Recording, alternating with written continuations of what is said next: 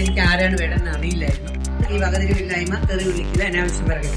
ലഹരി എന്ന് പറയുന്നത് ജാതിക്കോ മതത്തിലോ ബന്ധപ്പെടുത്തി പറയേണ്ട ആവശ്യമില്ല. ചില വാക്കുകൾ, വിദ്വേഷത്തോടെയുള്ള ചില വാക്കുകൾ വരുന്നത് ഒന്ന് ശ്രദ്ധിച്ചാൽ നല്ലത്. വേടന്റെ ഇഷ്യൂ വേടനെ സംബന്ധിച്ച് എനിക്ക് ആരാണ് വേടനെന്ന് അറിയില്ലായിരുന്നു. ഈ ഇഷ്യൂ വന്നപ്പോഴാണ് ഞാൻ അദ്ദേഹത്തെ കുറിച്ച് പഠിച്ചത്. അതിന്റെ വളരെ പേരൊക്കെ വേറെയാണ്.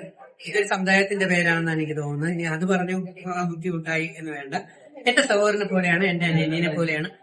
അദ്ദേഹം അനുഭവിച്ചിട്ടുള്ള, അല്ലെങ്കിൽ അദ്ദേഹം കാണുന്ന, അല്ലെങ്കിൽ അദ്ദേഹത്തിന്റെ കാഴ്ചപ്പാടിലുള്ള ഒരുപാട് അനുഭവങ്ങൾ ഞാൻ അനുഭവിച്ചിട്ടുള്ളതാണ്.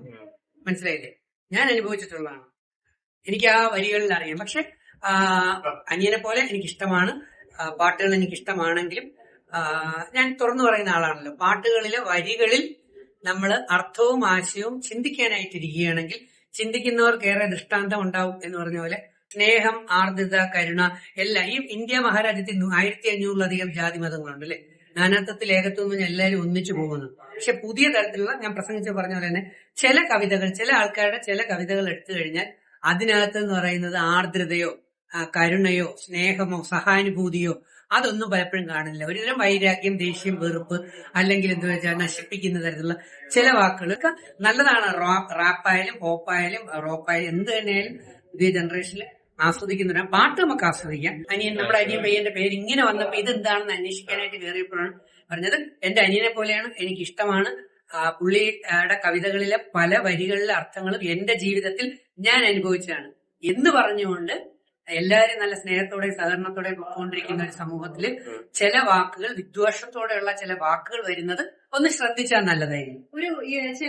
ഒരു ജാതി വെറി മനഃപൂർവ്വം ഉണ്ടാക്കിയിടുന്നത് പോലെയാണ്. അതാ എനിക്ക് തോന്നി ഒരെണ്ണം. പുള്ളി ഒറ്റയ്ക്കല്ല ഈ കവിത എഴുതുമ്പോ അല്ലെങ്കിൽ കവിത രചിക്കുമ്പോ ഇതിന്റെ പുറകിൽ വേറെ ചിലരുണ്ടാവുമോ എന്ന് എനിക്കൊരു ഡൗട്ടുണ്ട്. ആരെങ്കിലും ഒക്കെ ഉണ്ടോ എന്നും കൂടെ അന്വേഷിക്കണം. ഇതിന്റെ പുറകിൽ ആരെങ്കിലും ഒക്കെ ഉണ്ടോ? ഇപ്പൊ നമ്മളൊരു ലഹരിയുടെ കാര്യം പറയുമ്പോൾ ഒരാൾ മാത്രമായിട്ടല്ല ലഹരിയുടെ പുറകിൽ ഒരു ടീം ഉണ്ടാവും. സാറ് പറഞ്ഞായിരുന്നു എനിക്ക് വേടനെ അറിയില്ല. സത്യം പറഞ്ഞ എനിക്ക് വേടനെ അറിയത്തില്ലായിരുന്നു. ഒരു ഇഷ്യൂ വന്നപ്പോഴേ അറിയാവുന്നത്. പക്ഷെ നമ്മൾ അറിയില്ലെന്ന് പറഞ്ഞാൽ നമ്മള് അതുകൊണ്ടാണ് ഞാൻ അങ്ങനെ പറഞ്ഞത്. അറിയില്ല എന്ന് പറഞ്ഞാൽ ഉടനെ വലിച്ചു കീറാനും യൂട്യൂബിന്റെ ശ്രീകുമാറിനെ പറഞ്ഞു. അപ്പോഴാണ് ഞാൻ ശ്രദ്ധിച്ചത്. ഒരു അതുല്യ ഒരു ഗായകനെ വളരെ മോശമായിട്ട് ചീത്ത പറയുന്നുണ്ട്. പക്ഷെ ഞാൻ നേരത്തെ പറഞ്ഞില്ലേ, ഒരു യൂട്യൂബിന്റെ താഴെ വന്നിട്ട് 10% താഴെ വരുന്ന കുറച്ചു പേരാണ് ഈ വകതിരിവില്ലായ്മ, തെറി വിളിക്കില്ല, അനാവശ്യം പറയുക. നമ്മളൊക്കെ എന്തുമാത്രം സാമൂഹ്യ പ്രവർത്തനം നടത്തി നന്മ പ്രവർത്തിച്ചുകൊണ്ട് നടക്കുന്നതാണ്. നന്മ മരമൊന്നും അല്ലെങ്കിലും ജീവിതം സമൂഹത്തിന് വേണ്ടിയും മാനവസേവ, മാധവസേവ എന്ന് പറഞ്ഞ് നടക്കുന്ന ആളാണ്. പാവപ്പെട്ടവരെ സഹായിക്കുക എന്നുള്ളത് തന്നെയാണ്. പക്ഷെ എന്റെ മുന്നിൽ ജാതിയും മതമൊന്നുമില്ല. ഞാൻ എന്റെ കണ്ടോ, രുദ്രാക്ഷവും കിടപ്പുണ്ട്, കൊരട്ടി മുത്തിയുടെ മാലയും കിടപ്പുണ്ട്. ഇനി സംസം വെള്ളം ഞാൻ കുടിക്കാറുണ്ട്, അജുവ ഈത്തപ്പഴം കഴിക്കാറുണ്ട്. മെക്കയിൽ നിന്ന് കൊണ്ടുവരുന്ന മാല എനിക്ക് കിട്ടിയ അത് ഞാൻ കഴിക്കില്ല. എനിക്ക് അതിനൊന്നും സ്വന്തം വളർച്ചയ്ക്ക് അതിനെക്കുറിച്ച് അല്ലല്ല, അതിനെക്കുറിച്ച് എനിക്കറിയില്ല. ഞാൻ അതിനെക്കുറിച്ച് ഞാൻ സ്റ്റഡി ചെയ്തിട്ടില്ല. ഞാൻ പറഞ്ഞില്ലേ, ഈ കോൺട്രവേഴ്സി ഉണ്ടാകുന്ന ഏരിയകളിൽ ഞാൻ കൂടുതലായിട്ട് ഇപ്പൊ ചെയ്യുന്നില്ല. കാരണം സത്യം വിളിച്ച് പറയും. അതിപ്പോഴല്ല, കുറച്ചുകൂടെ കഴിഞ്ഞിട്ട് എനിക്ക് വേറെ കുറെ കാര്യങ്ങൾ പറയാനായിട്ടുണ്ട്. തൽക്കാലം ഞാനിപ്പോ അതിനെക്കുറിച്ച് എനിക്ക് ഒന്നും അറിയില്ല. പക്ഷെ ഞാൻ ആ പാട്ടുകൾ ഇങ്ങനെ ശ്രദ്ധിച്ചപ്പം നല്ല വരികളാണ്. പക്ഷെ വരികളുടെ ഇടയിലുള്ള ചില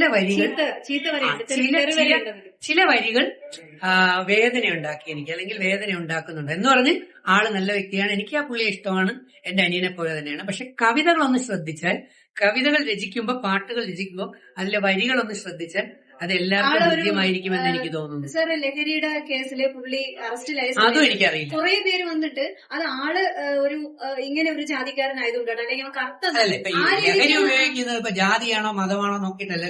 അങ്ങനെയാണ് ആളെ സപ്പോർട്ട് ചെയ്യുന്ന ആളുകൾ ഗ്ലോറിഫൈ ചെയ്തത്. അതുകൊണ്ട് തന്നെ ആ കേസ് അങ്ങനെ ഇങ്ങനെയൊക്കെ അങ്ങ് പോയി. പക്ഷെ ഒരാൾ ഒരു തെറ്റ് ചെയ്യുമ്പോൾ തെറ്റ് തന്നെയല്ലേ? തെറ്റ് ആര് ചെയ്താലും തെറ്റ് തന്നെയാണ്. പാട്ടിലെ പലതും എനിക്കത് ഗുണപരമായിട്ടാണ് ഫീൽ ചെയ്തിട്ടുള്ളത്. പക്ഷെ എനിക്ക് അതിലെ വരികൾ ചിലത് ഗുണപരമായി എന്ന് പറഞ്ഞുകൊണ്ട് സമൂഹത്തിന് ആ വരികൾ ദോഷം ഉണ്ടാക്കുന്നതാണെങ്കിൽ അത് ശരിയല്ല എന്ന് പറയുന്നതാണ്. വേടന്റെ സ്ഥാനത്ത് വേറൊരാളെയാണ് ഇതുപോലെ ഒരു ലഹരിയായിട്ട് പിടിക്കപ്പെട്ടു കഴിഞ്ഞാല് വളരെയധികം മോശമായ രീതിയിൽ ഫോട്ടോസ്. അല്ല, ഞാൻ പറയുന്നത് ലഹരി എന്ന് പറയുന്നത് ജാതിക്കോ മതത്തിലോ ബന്ധപ്പെടുത്തി പറയേണ്ട ആവശ്യമില്ല. അതിന് ഏറ്റവും മുകളിലുള്ള ആൾ തൊട്ട് ഏറ്റവും താഴെയുള്ള ആൾ വരെ ഈ പറയുന്ന സിന്തറ്റിക് ഡ്രഗ്സ് ഉപയോഗിക്കുക എന്ന് പറയുന്നത് അത് തെറ്റ് തന്നെയാണ്.